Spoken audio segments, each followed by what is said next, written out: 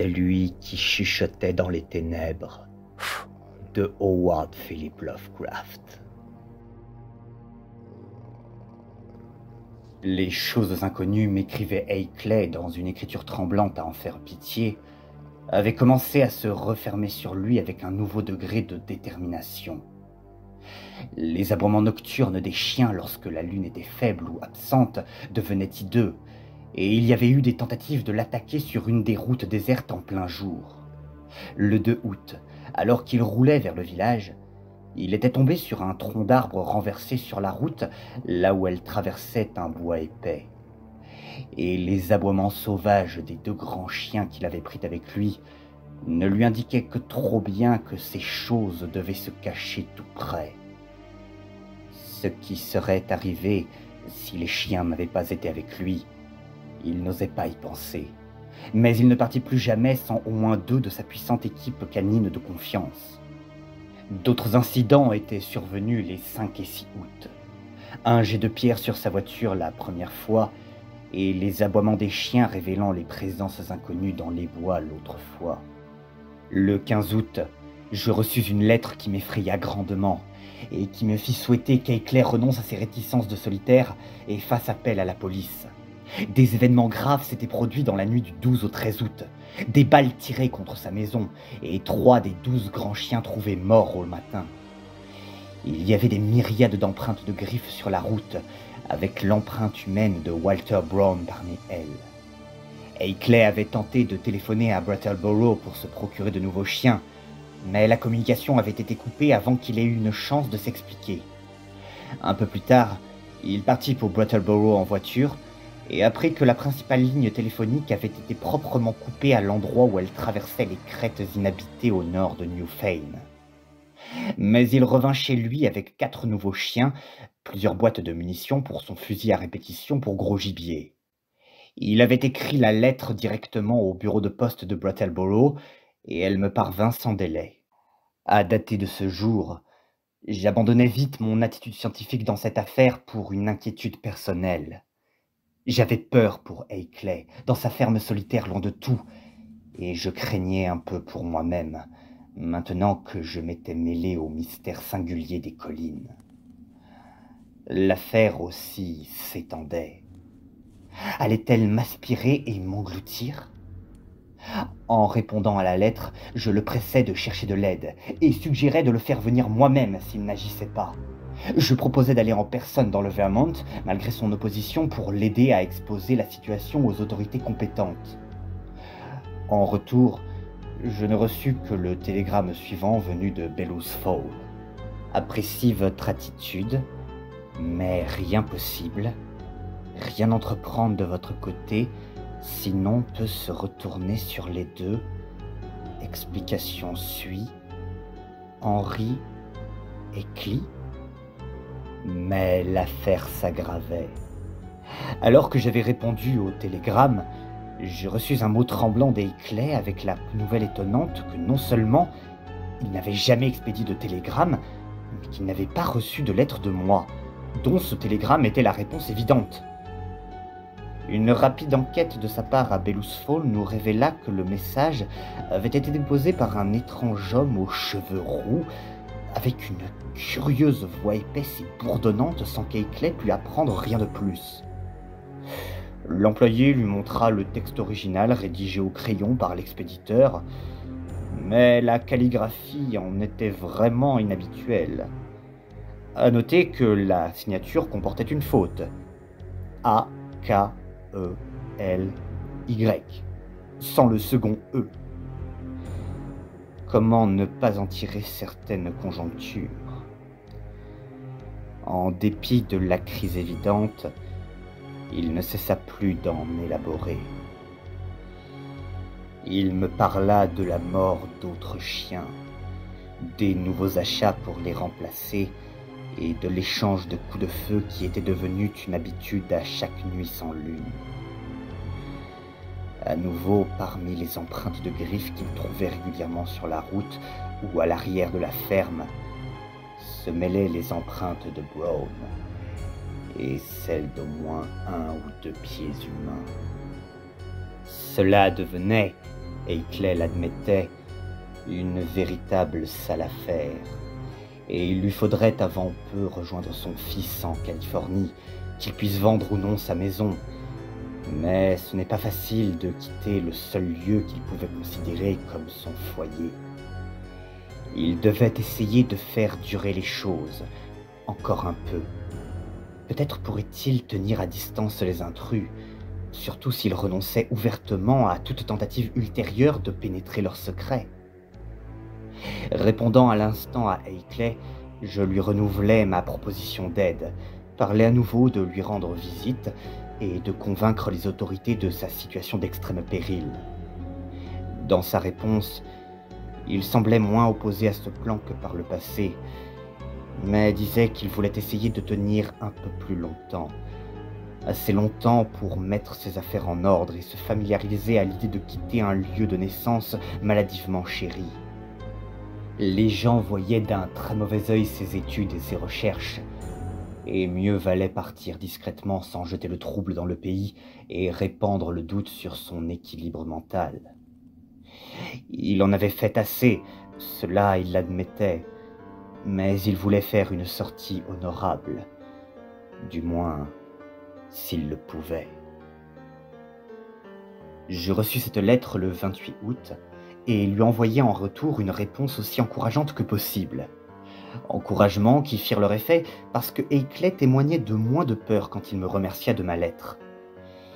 Il n'était pas optimiste pour autant et disait croire que c'était seulement la période de pleine lune qui tenait les créatures à l'écart. Il espérait qu'il n'y aurait pas trop de nuits densément nuageuses et commençait à envisager de s'établir à Brattleboro quand la lune diminuerait. À nouveau, je l'y encourageai par lettre, mais le 5 septembre me parvint des nouvelles qui, à l'évidence, prouvaient que nos lettres s'étaient croisées, et à celle-ci, il me fut impossible de lui donner quelconque espoir en retour. En raison de leur importance, il me semble que je fais mieux de les transcrire intégralement, du mieux que peut ma mémoire, de ces écrits apeurés.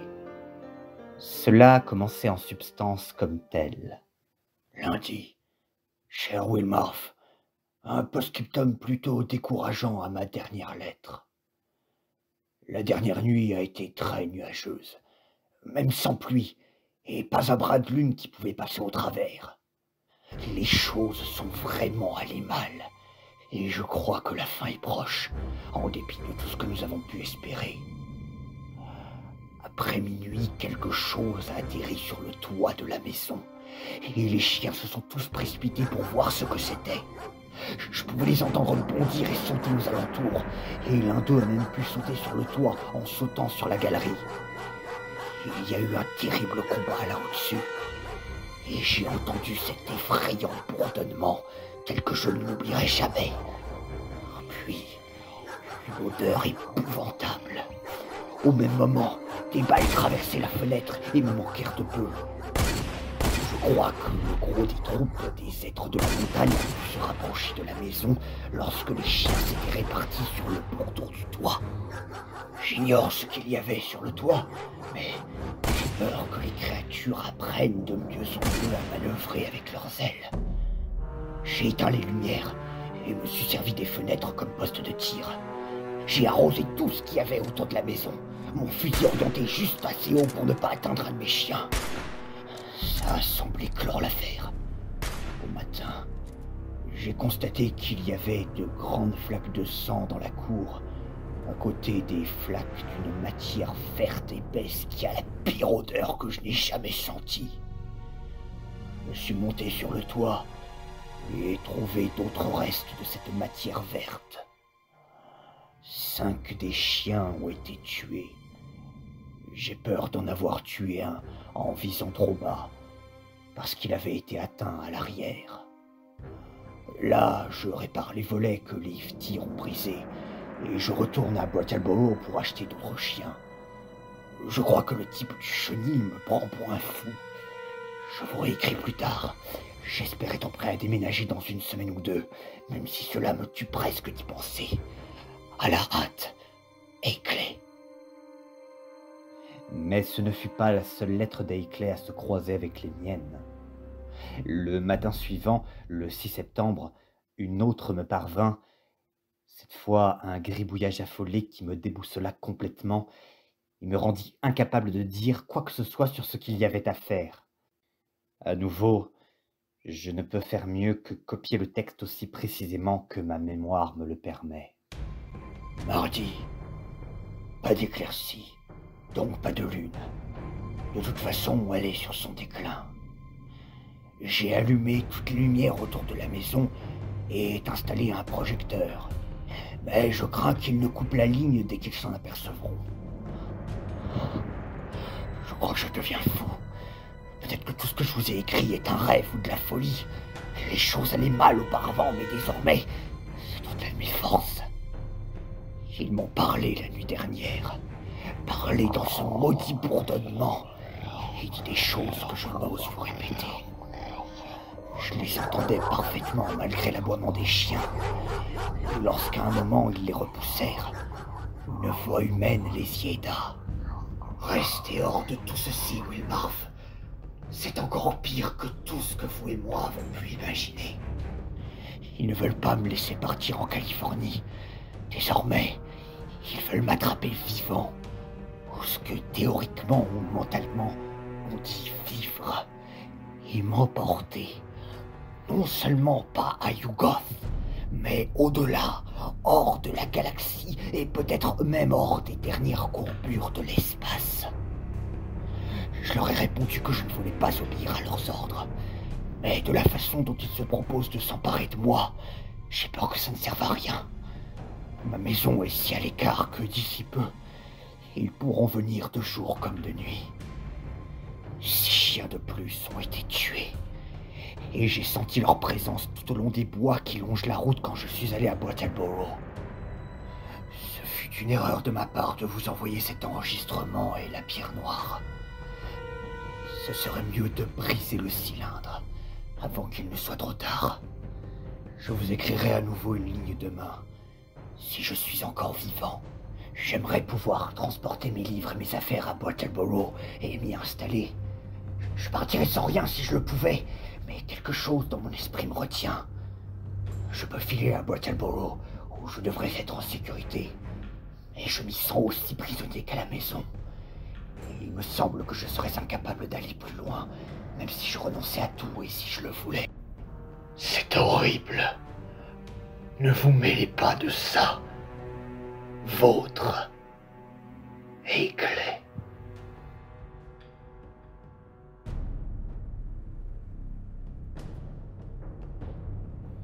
Je ne réussis pas à dormir de la nuit après avoir reçu cette terrible lettre, et fus complètement déconcerté sur ce qui restait à Ayclay de santé mentale. La substance de sa lettre était parfaitement folle, même si la manière de s'exprimer, au regard de tout ce qui s'était passé avant, avait un pouvoir de farouche conviction. Je ne tentais pas de lui répondre, pensant qu'il était mieux d'attendre qu'Ayclay ait le temps de répondre à ma lettre précédente.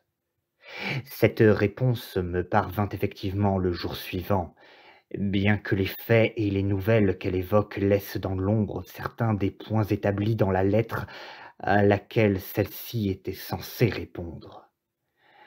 Voici ce dont je me souviens du texte, tremblant et mi-effacé par le buvard comme s'il l'avait rédigé dans une hâte désespérée. Mercredi. Wilmarth, votre lettre arrive. Plus le temps de discuter de tout ça. Je suis pleinement résigné.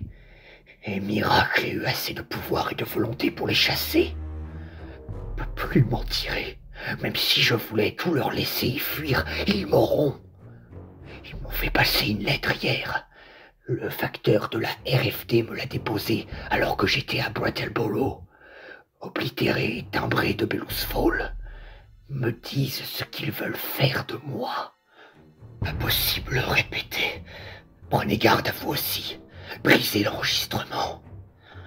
Nuit couverte, nuages et pas de lune. Aimerais oser demander de l'aide. Cela renforcerait ma volonté. Mais quiconque oserait venir me traiterait de fou, à moins que je puisse montrer preuve. peux pas demander à quiconque de venir pour aucune raison du tout. Je suis complètement hors contact de tous ceux qui ai fréquenté des années. Mais vous ai pas dit le pire, Wilmarth. Asseyez-vous pour lire ça, sinon vous allez recevoir un coup. Je dis pourtant le vrai. Voilà, c'est ça. J'ai vu et touché une des choses. Une partie de l'une de ces choses, Dieu, mon ami. C'est affreux. Elle était morte, bien sûr. Un des chiens l'avait attrapée et je l'ai trouvée près de leur niche ce matin. J'ai essayé de la garder dans une caisse en bois pour convaincre les gens de tout ça, mais ça, c'est tout évaporé en quelques heures. Rien qui reste. Vous vous rappelez ces choses sur la rivière? On les a vues que le premier matin après l'inondation. Et voici le pire. J'ai essayé de photographier pour vous.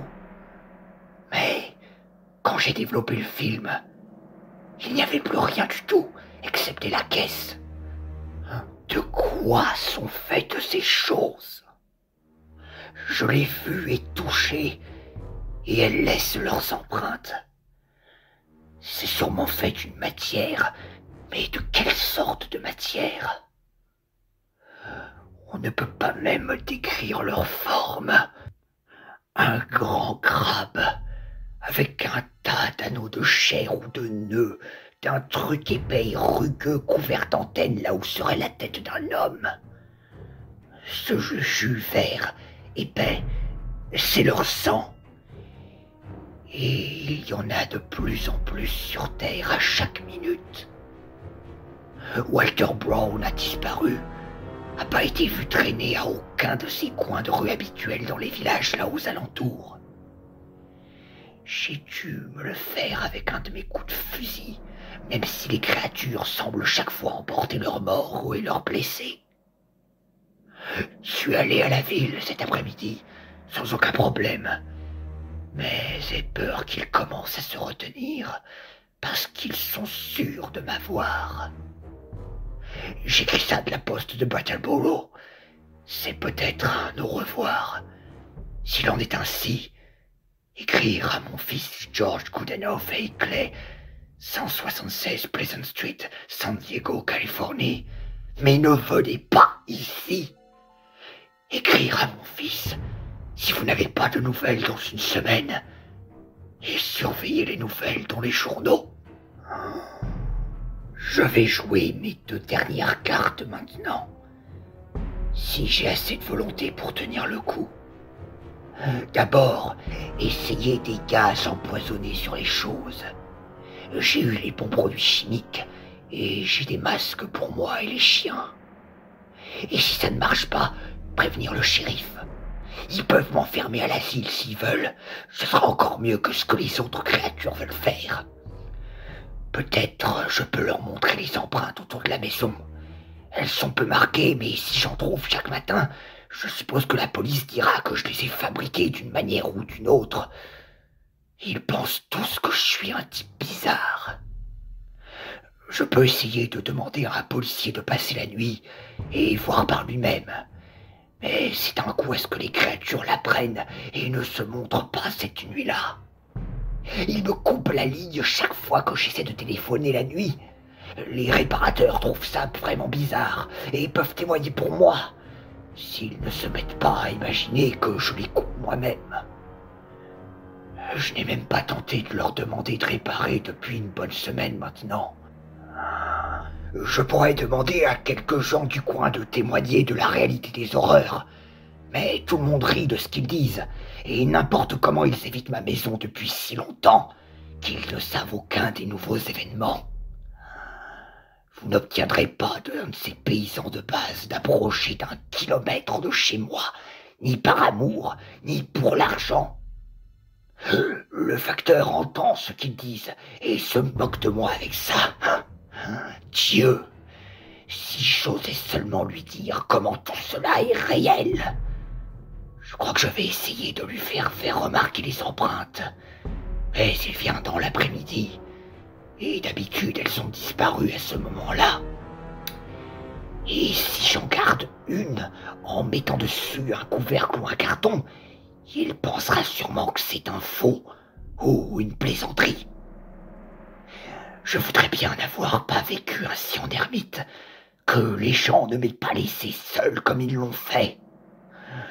Je n'ai jamais osé leur montrer la pierre noire ou les images Kodak, ni écouter l'enregistrement, sauf à ces gens ignorants. Les autres auraient dit que j'avais fabriqué tout le truc et n'auraient fait qu'en rire.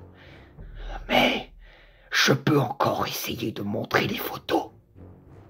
On voit ces empreintes de griffes clairement, même si les choses elles-mêmes, on n'arrive pas à les photographier. Quelle misère que personne d'autre n'ait vu cette chose ce matin, avant qu'elle ne soit réduite à rien. Je ne sais pas les précautions à prendre. Après ce que j'ai traversé, l'asile de fous est une aussi bonne place que les autres. Les toubibs pourront m'aider à sortir mon esprit de cette maison. Et c'est peut-être ce qui me sauvera. Écrivez à mon fils Georges si pas de réponse bientôt. Détruisez le cylindre. Ne vous mêlez pas de ça. Vôtre, Ayclay. Sa lettre me plongea carrément dans la plus noire des terreurs. Je ne savais pas quoi dire en réponse, mais gribouillais quelques mots incohérents de conseil et d'encouragement et les envoyais par le courrier habituel. Je rappelais à Ayclay l'urgence de s'installer immédiatement à Brattleboro et de se placer sous la protection des autorités, ajoutant que je voulais bien le rejoindre dans cette ville avec l'enregistrement phonographique pour l'aider à les convaincre de cette nécessité. Il était temps aussi, je pensais, et l'écrivis, de mettre en garde les gens à propos de ces choses vivant parmi eux. Dans ce moment de tension, on peut le remarquer, ma croyance en tout ce qu'Ayclay m'avait dit était totale. Bien que je pensais fortement que son échec à prendre une photographie du monstre mort n'était pas dû à un tour de la nature, mais était de son fait, par une fausse manipulation à mettre sous le coup de l'émotion.